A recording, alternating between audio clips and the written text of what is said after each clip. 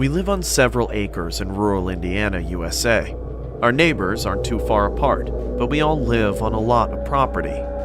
On our properties, we have a lot of trees, and our neighbor doesn't maintain their property well, so a lot of it's overgrown. You know, a couple of fallen trees and a lot of downed branches. We knew the state of their property was probably because it was an older couple that owned the house and the property was vast. We have a creek separating our homes as well, but a small strip of their property is accessible from our backyard. Due to the overgrowth in trees, we weren't able to see much of their property when we first moved in the summer, and of course we didn't go onto their land because we didn't want to trespass.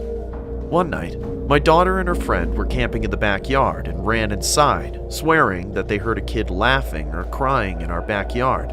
I figured it was their imagination from too many scary stories while in the tent, but went out to investigate briefly just in case.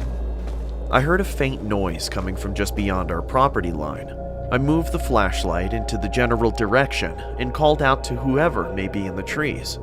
The sound stopped. I decided it was probably just a couple of stray cats, but just in case, I had the girls set up the tent in the living room.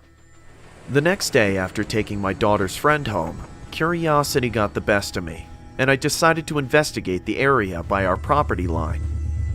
As I neared the line of trees, I saw a small path I had never noticed before. Since I knew my neighbors were too far and the trees were too thick, they couldn't see me on their property, so I stepped onto the small path. I walked slowly, looking down, watching for poison ivy and fallen branches.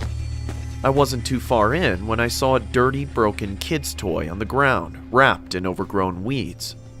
I looked up, and in the distance I saw a small, white shed-like structure.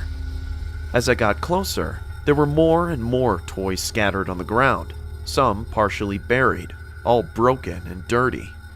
Then there was barbed wire, and I could see the front of the shed and realized it was a large playhouse with a wooden alphabet decorating the outside. I was starting to feel uneasy. This playhouse was at least half a mile or more from the only house on the property. I stopped in my tracks, letting my imagination go a little, when I felt a tap on my shoulder. I must have jumped a foot off the ground, only to turn around and see that my daughter had followed me. Once my heart slowed down, I decided to get a closer look. There was more broken barbed wire fencing on the ground the closer we got. The window on the side was broken, and there was a hole in the roof. There was a broken train set, one a kid would be able to ride on. The front door had a white piece of wood set to lock someone in, not keep people out.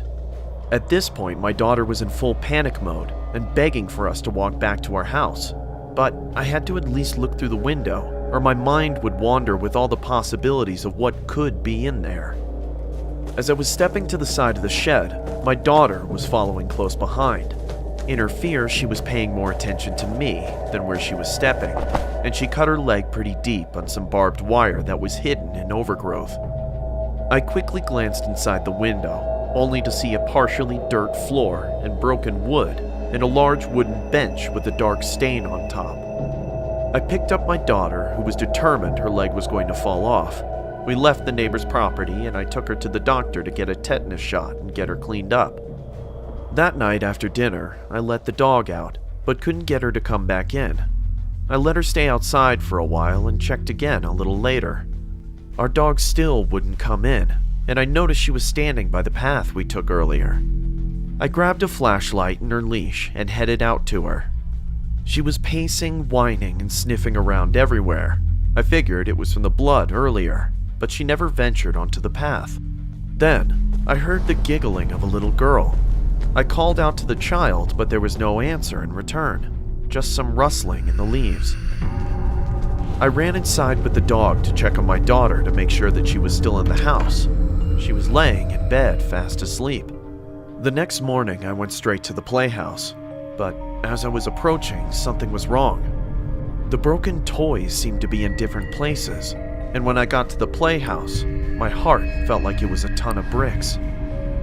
All over the side of the playhouse were children's drawings, in my daughter's blood.